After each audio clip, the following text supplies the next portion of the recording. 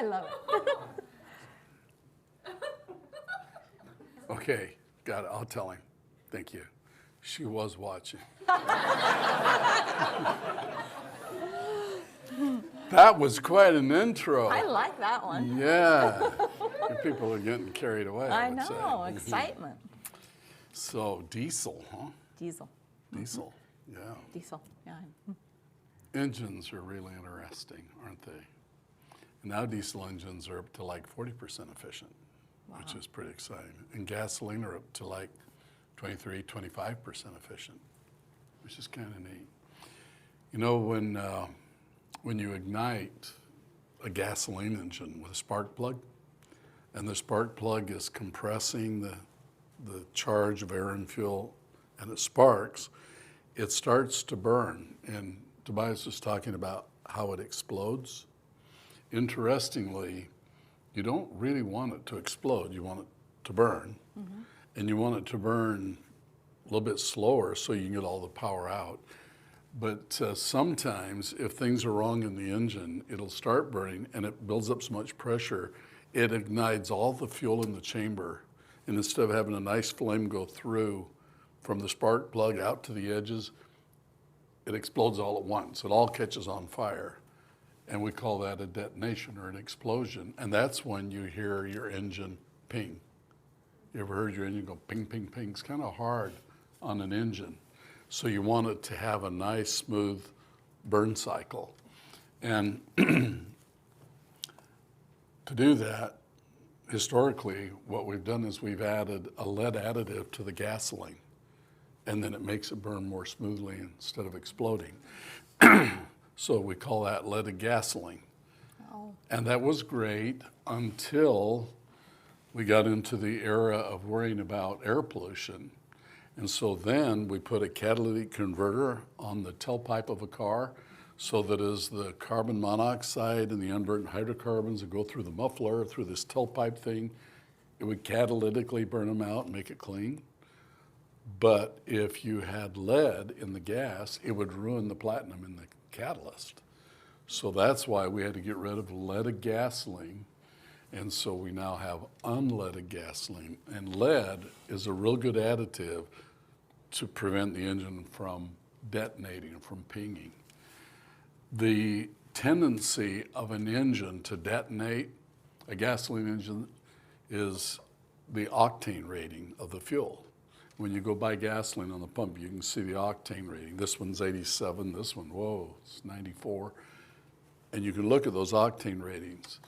It's kind of interesting where octane comes from. There's an engine in the laboratory called a CFR, a fuel research engine. And it's an engine that has the combustion chamber and then has a little crank on it. And you can crank the top up and down so it changes how much it compresses the gas. And what you do is you run the engine, and it has a little microphone on there to listen how loud the detonations are, and you start cranking up the compression ratio, and the detonations start getting louder and louder. When they're loud enough, then you look at the compression ratio and look at a chart, and you know the octane of the fuel. Oh. Kind of interesting. Did you know that if you put alcohol in the fuel, it raises the octane? Some of our newer gasolines, especially the regular, use alcohol in the gasoline to make it have a better octane. But I'll tell you a little secret. This is a good little secret. You notice when you go buy gas, there's regular, and then there's premium, right? And the premium costs more. Right. Premium quite often has additives in it that are good for the engine. They do things to clean your engine and stuff like that. But the premium has a higher octane ratio. And in most engines, if you use a premium fuel, you get more miles per gallon. So you pay more, but you drive more. And actually, on my car, I've tested it. If I use regular, and I see how many miles I can go per gallon, and then I use premium, I end up just about exactly the same price per mile for regular and premium, which is kind of cool. Why would we use gasoline and not diesel if it's more? Well, efficient? diesel engines are, you know what's really funny?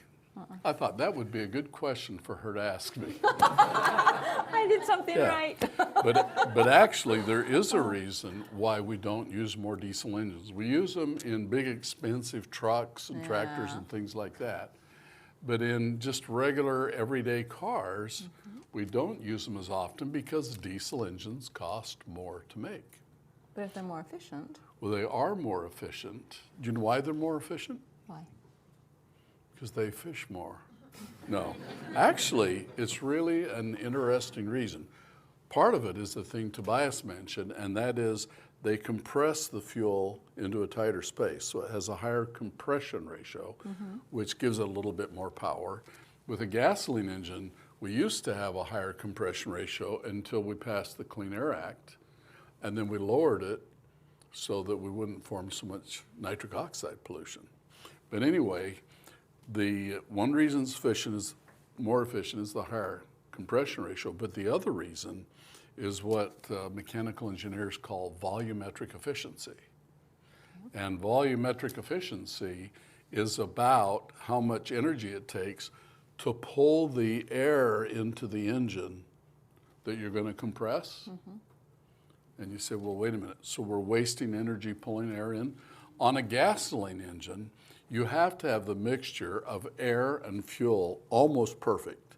If you don't, it doesn't burn very well. You get smoke or it doesn't burn at all. So you have to have a carburetor that makes the mixture of the amount of fuel you're using and the amount of gasoline, the air and the fuel, almost exactly perfect. But if you don't want to go wide open throttle, if you want to slow down for a slow road or something, you need to turn the engine down. And in a gasoline engine,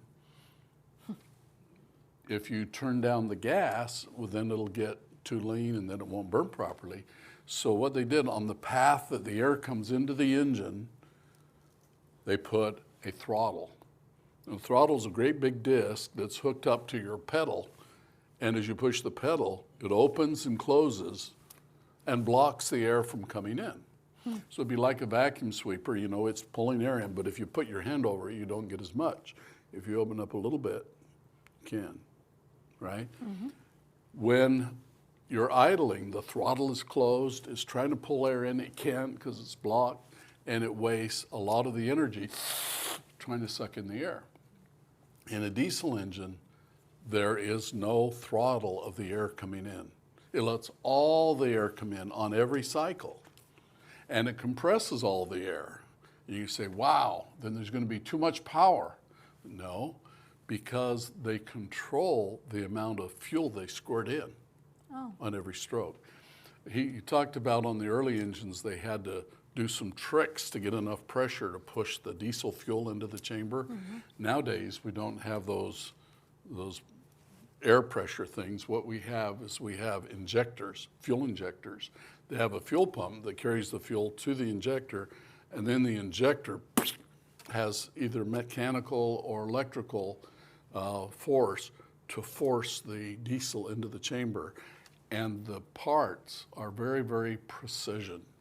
And that's one of the things that makes the diesel engines very expensive is those fuel injectors. But it then sprays the amount of fuel for the amount of power you want. If you're only going to be idling, it just gives a little speck of fuel. The air is already hot because it's compressed, and it burns just in one little spot, so the mixture's fine. If you need more, you just squirt more fuel. Anyway, we could talk about engines for a long time, but we're not going to tonight because we're going to talk about the science fair. Okay, let's talk. It is time to announce the winners of this year's science fair. We have so many wonderful entries. We do. We really Science do. fairs are amazing, and the Acela students are more than amazing. We have entries from all over the world. So it is truly an international science fair, and it's fun to be able to announce the winners. And in first place is Dr. Page. Maybe That's you all better that read it. celebration that. Read it. We have 4 categories of winners for the science fair. We have the winners of the robot contest, the dance contest, right? And then we have elementary, middle, and high school okay? So let's start up at the top, which is elementary. We have a first, second, third place, and we have 2 honorable mentions. Let's hear it for first place. That's Cindy Daisy. All right, and there she is. Let's hear it for her. Okay, keep going. Second place is Peter Stark. Hi, Peter. Remember him. Third place is Gideon Stevenson. And there he is. Whoa, great scientist. And then honorable mention is Mateo Rees. Okay, hi, Mateo. And the second honorable mention is Benjamin McKinney. Okay, there they go. Now let's stop for just a minute.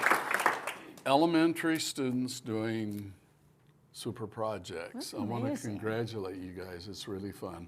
I hope next year even more of our elementary students get involved. This is amazing. And we're going to be sending all of you prizes. And should we tell them what the prizes are? Yes. It's on, let me look at the other page. You want to hear what they are? Okay. So for the honorable mentions, you get this really neat Science Live t-shirt. There it is. Ooh, Ta-da, fun. ta-da. This is a new one. You got to love it. Science Live. And it's got a snake. That would be on your side, wouldn't it? That's a worm. Okay. It's a worm. Okay, good. And there's your people in their rocket ship. Yeah, Anyway, this is a good shirt. You ought to have it. And fun. honorable mentions receive that. The third place winner receives an Acellus hoodie. Yeah, remember those. Yep. And look at that. Is the basketball included? and Those are sunglasses. nice No, you have to hoodies. furnish your Those own are nice basketball hoodies. and your own. Anyway, so hoodie. Second place gets a hydrogen bottle. Woo. Yep, like fun. this one right there. oh, right. That's it. That's the one. Okay.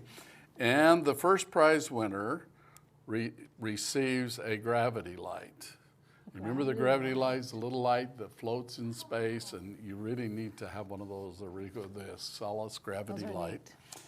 And for the high school level, we have a special award that I'll tell you about in a minute, but that's it for elementary, okay? Okay. Let's go to middle school. First place is Landon Suhu. Hello, Landon. Second is Alvin Abbott. Alvin. Third place is Lecha DeRees. Lecha. Look, she's got a robot and her Acellus shirt on. Here you go. Honorable mention is Evan Marks. Hi, Evan. And the other honorable mention is Alejandro Navar. And there she is. Okay, you guys get the same prizes. Well, actually, they're the same thing, but you get a different one. Okay. You don't have to share. Okay. Okay. Now we're going to go to high school. On high school, we have a grand prize winner, and we have a first place. And both the grand prize and the first place winner receive scholarships to the International Academy of Science, a full scholarship. And also, they both receive gravity lights. Okay? How neat. Let's hear it. Grand prize is Ethan Simon. There he is. First place is Quinn Braden.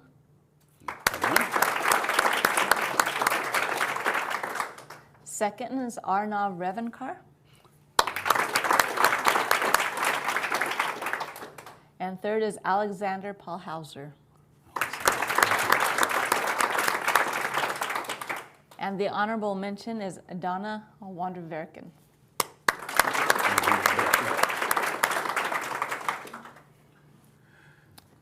That's awesome. You know, you guys, congratulations. We have so many neat entries this year, and I'm expecting bigger and better things next year. It's wonderful.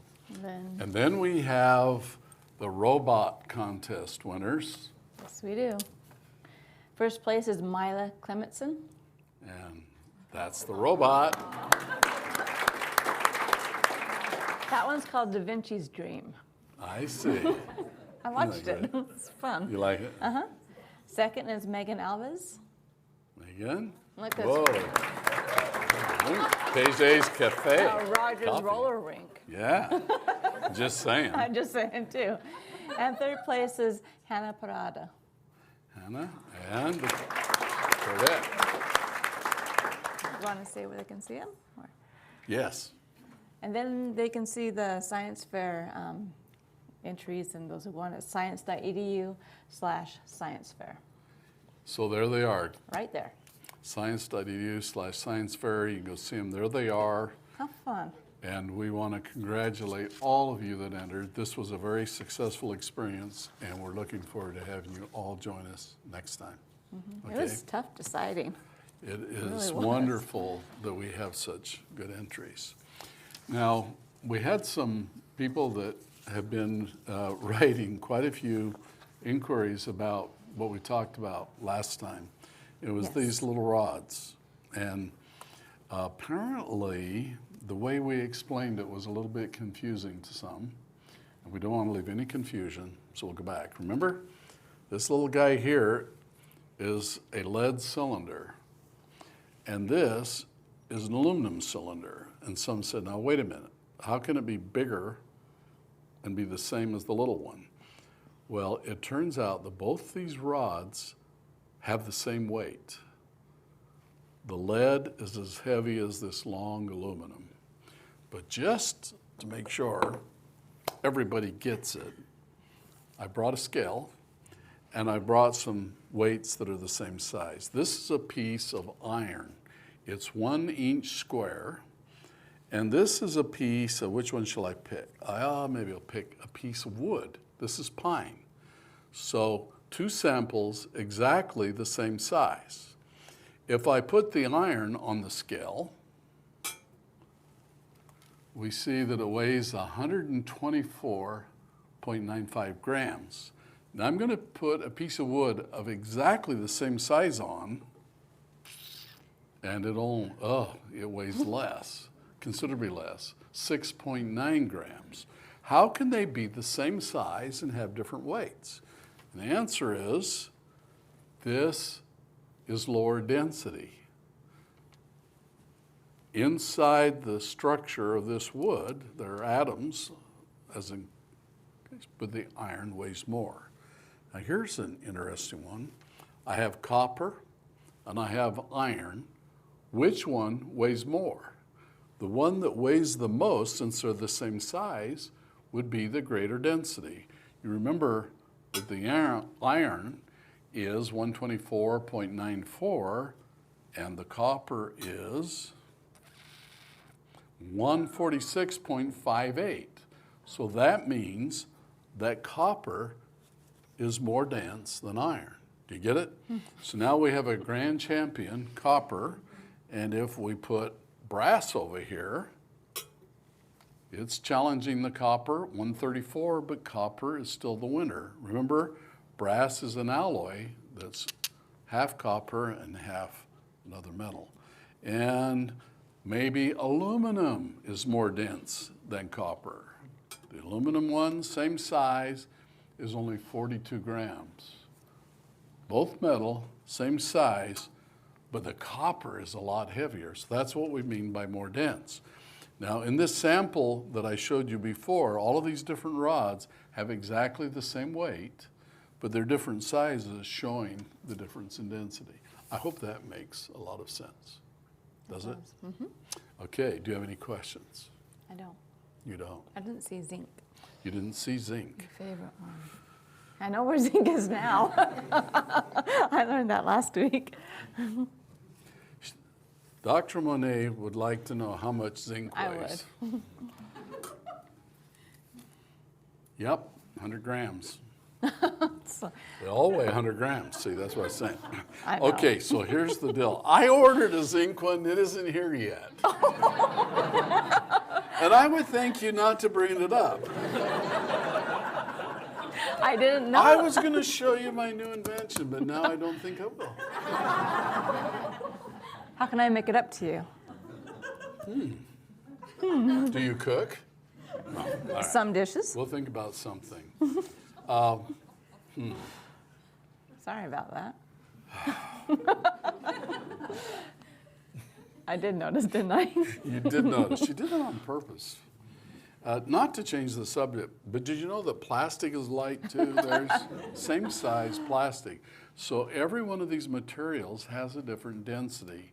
And density is a way you can identify materials.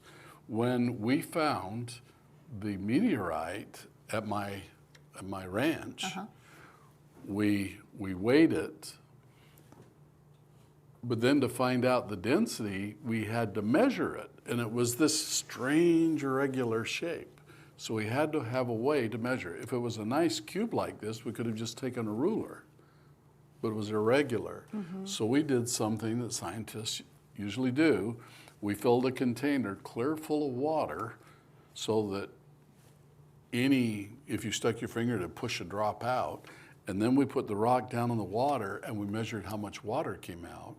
And that way we found out the volume, and then we could calculate exactly the density, and that's the first step of us finding out that it was part of that meteorite, the big one of which fell about 100 miles from my ranch, and which was part of the asteroid that NASA sent the probe to. Density is a neat property. And yeah, maybe we'll get back to zinc later. I like zinc, but it's coming. Okay? Okay, I Is still that want to good? see your invention though. Okay, well, let me just cool down a little bit. But, Okay. you know, I do want to talk about the science fair and what's coming up, because it's time to get your research started. And I thought, you know, it might help some of the students if we talked a little bit about how you do a research project. I am all into a thing called Inventioneering. Yes. Inventioneering. That is what we teach at the Institute of Science and Technology. And remember, Inventioneering, my definition for Inventioneering is the science of putting science to work. And I'd like to kind of go through the rules or how Inventioneering works, okay? And I've brought along another person to help me read this, but let's go ahead and put up this wonderful poster one more time. Inventioneering, the science of putting science to work. You came up with that, Inventioneering. Inventioneering came out of the discussions we had with Dr. Pardo and Dr. Hawkins and the people at the beginning of the International Academy of Science. And I added the tagline, the science putting science to work. I love it. Okay, you would have to rub that in. I was one of the co-inventors. I was there. I wasn't rubbing it in, I was letting the students know that they're very lucky to get to hear it from you. Yeah. Thank you. You're very lucky. That's twice. One night. Okay, let's move on. Okay. So, would you like to know the steps in Inventioneering?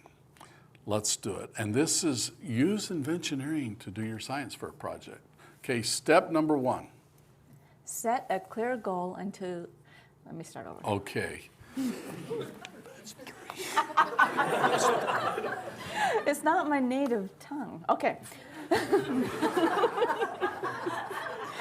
Number 1, set a clear goal you want to achieve. All right, set a clear goal you want to achieve. Now, we've talked about this. Bill Lear, most people, he says, will never achieve their goals because they don't know what they are. Yeah. And that's really true. I learned about this when I was in the 3rd grade playing baseball. One day, our teacher thought we should play with people that didn't normally play ball. And we had some really athletic people in our class, and so one of them got up to bat, and they hit the ball, and then they ran to third base. They didn't know where first base was. They didn't run the right place. We threw the ball to third base and tagged them. They were out because they were supposed to be on first base. Mm-hmm.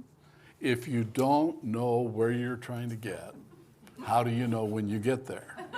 It's difficult. And it's really, really important to set a very, very, very, very tangible goal. And that's a step that way too many people forget. So if you're going to do a science fair project, figure out what you're trying to do. And it is fair. I mean, if you're like Tobias and it turns out to be a cannonball, it's okay to change your mind a few times, but always change it with a clear goal. Do you want to read the second part? There's some bullets under one. So this is 1A. Use enough detail to really understand what you are going to do. So when you're making that goal, make it a detailed goal. Remember Bill Lear set Moya down in the kitchen. He put 4 chairs there, 2 in front, 2 in back, and they went on their first flight in the Learjet, and he told her all kinds of things about it. He had worked out the details. Make your goal real. 1B. Identify the details and parameters that must be fulfilled to achieve success. So how do you know when you've achieved it? And in baseball, you get to the bag before they throw you out. In Inventioneering, you have to really have a very, very tangible goal that you want to achieve, and so you can know when you have achieved it. Okay? Next one. Step 2. Do your homework. Through research, become an expert on the state of the art. Yeah. Most new inventors charge out to invent something new without taking time to check to see if it's already been invented. It's just not fair to go invent something and then find out that 150 years ago someone else already invented it. That's not fair. But that happens very, very often. So when you've got your goal and you know what you want to do as your Inventioneering project, check the state of the art, check the research. In our doctoral program, the first step in really starting your research is review the literature. Find out what other people have said, what they've invented, how they did it. And you'll be amazing how crucial and important this is. Don't invent yesterday's news. You've got to get to the latest information to be able to then advance the state of the art. And by the way, with the internet today, that's so easy. Step 3. Begin to design possible solutions and test them. Learn to pre-test in your head. Yeah, so you start figuring out designs for what you're trying to do. And this is where you get into a hypothesis. I think this would work, I think that would work. And I remember hearing the story that many scientists will learn to do experiments mentally. They'll just imagineer it. That's a Disney word, Imagineering, right? When you get good at it, it's amazing how many mistakes you can eliminate without ever setting up any chemicals or any laboratory equipment. And you really should do that. A lot of my really good ideas are shot down to actually be really bad ideas just because I'm able to do experiments in my head. And you really should do that. And you imagine what would happen if I did this and this, and you start trying to see where the flaws are in your design. You can really move things forward if you test your designs in theory before you actually try to build them. Number 4. Evolve your solution using the scientific method. So you've got a solution you think might work, but you got to evolve it. You need to advance it. You need to make it progress towards your goal. The scientific method is the key. That is the way scientists move forward in knowledge. And we do it with experiments. Scientists have something that they think might be true, so they invent an experiment to test their theory.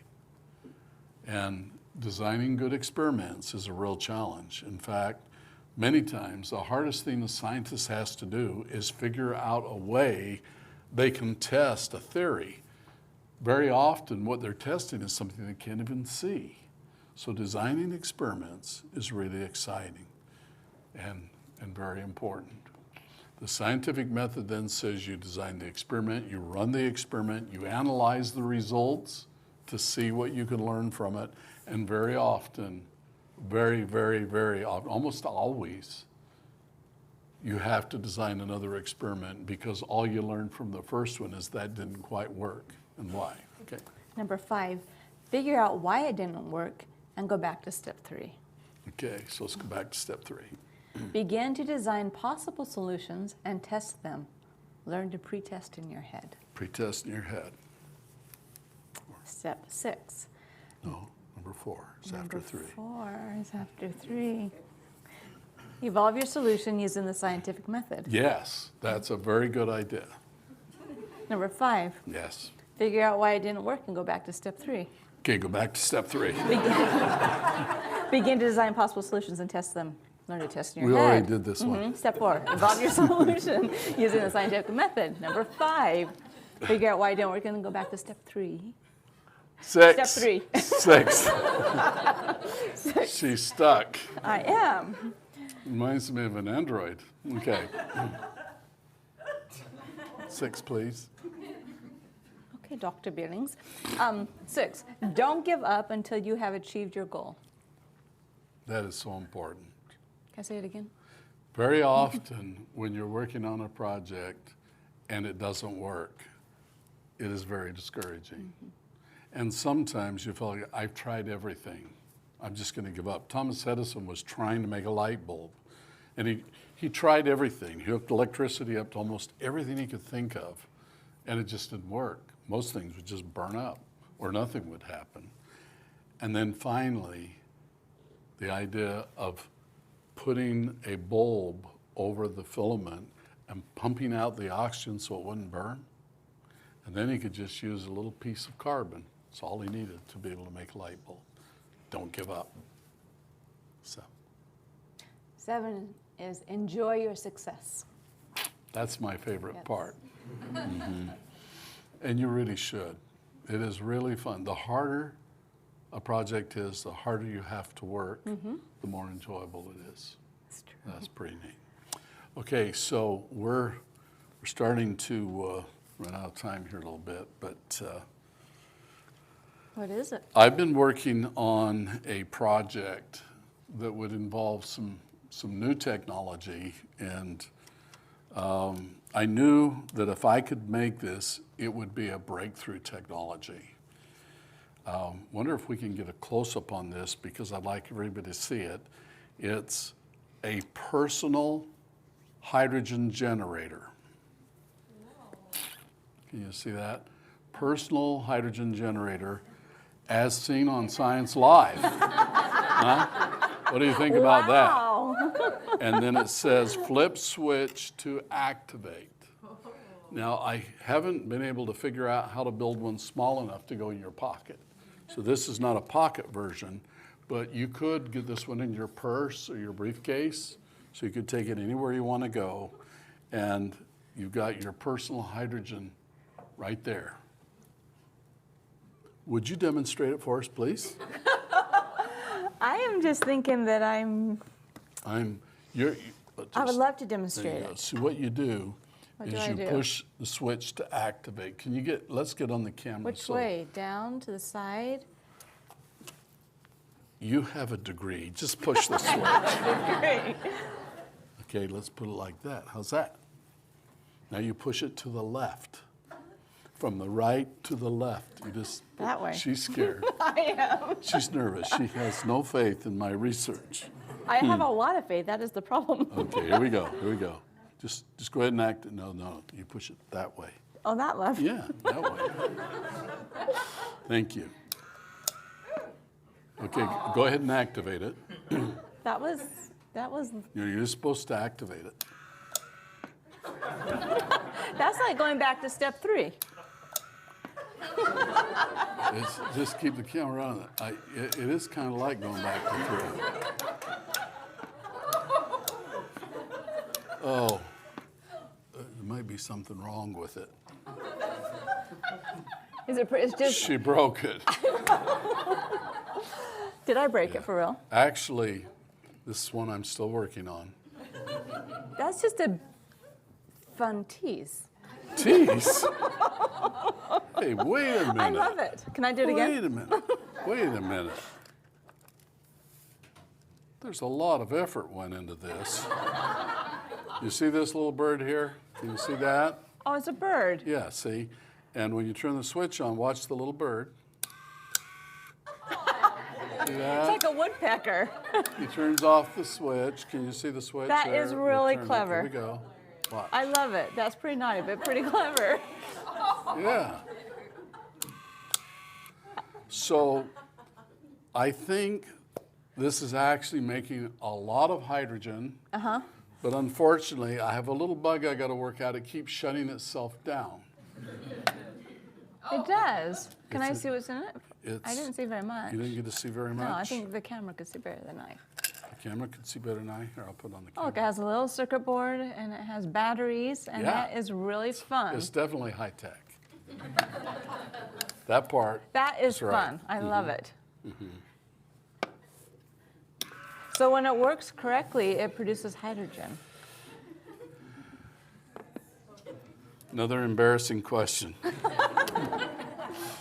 When it works correctly, That's just a tease. It was invented for Dr. Paget Monet it's like a when mockingbird. she hits 3 bats in one session.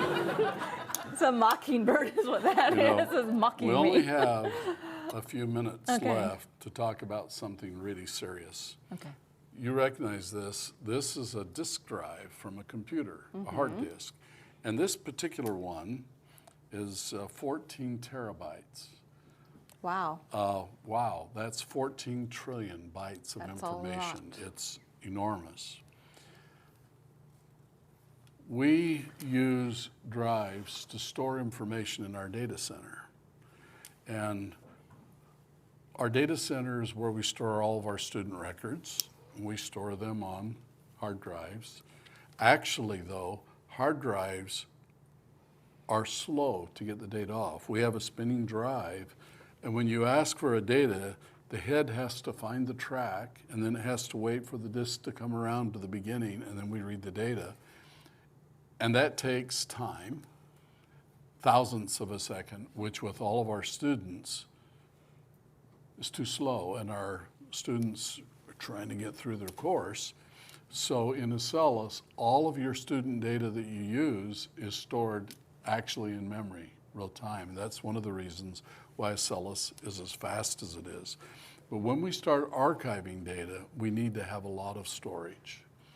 And when I say a lot of storage, this huge drive with 14 terabytes, in fact, the ones we're using right now are 16 terabytes. There's an 18 terabyte, which is now available, but it's still kind of pricey. That's a lot of information. But our data center is growing and growing and growing, and so we need a lot of these drives. We have an X server, meaning exabyte, which stores 1,000 of these drives inside one server. That's amazing. Now, in a data center, a big cost of operating the data center is just the electricity of running all the computers and all the disk drives. And I do have a little invention that I developed through this process that I want to tell you about. It's a technology that I think is pretty neat, and I hope somebody will hear about this invention and they will use it. So I'm kind of sharing this with my competitors, but I think it's such a good idea. These disk drives sit and spin and spin and spin, and they wear out. They try to make them so they'll last 7 years, but they eventually wear out. Whenever you have bearings and motors going, they do wear out. We'd like to keep this data for a long time. And furthermore, it turns out that the electricity is the big cost of keeping these things going. Well, some of the data that we're storing is archival data, which means we probably won't need it very often, but we need a lot of it. So we have a server with 1,000 of these, and they're 90 to a cabinet. If you can think of a cabinet that's 4U high, and it has 90 drives in it, and in those, we have 12 of those cabinets in one server. The electricity to run all of those is huge. And so here's my invention. It's very, very simple. I only turn on the drive out of the 1,000 that someone is asking for the data. Since this is archival information, they don't need it all the time like your student data that we keep in memory. We only need it once in a blue moon. Some of the data we may not need for years. So out of those 1,000 drives, we only turn on the ones that have data that someone's actually asking for right now. We have the one that we're filling data, and we'll fill that one up. When it's full, we'll turn on the next one, we'll turn this one off. Brilliant. And we save 90% of the power to run the server. And remember, that's half the cost of the data center. And the other nice thing is, since these aren't spinning all the time, they should have a 20-year life, which is kind of thing. A simple idea, but it will have very large impacts for our company to be able to store all of the data we want to store. And we want to keep your data safe and sound for a long time. In 20, 30, 40, 50, 100 years, you may come and say, hey, I want to hear again about that grade, that A I got in algebra. So I have a quick question. Okay, let's take a vote. No, okay, go ahead, please. Yes, go ahead. Thank So you. why would you share that information with your competitors? Because it's a good idea. It will save a lot of electricity, and we should all be doing it that way, unless they can come up with a better idea. Sometimes we patent an idea so that no one can use it without paying royalties. In Acellus, we have a lot of cutting-edge technology, and most of it I've just shared in my Acellus book, and a lot of people are using it, and I think it's wonderful. And my patent attorney said, Roger, what are you doing? This is really valuable. And I said, you know what? Acellus isn't about accumulating money. It's about educating our youth.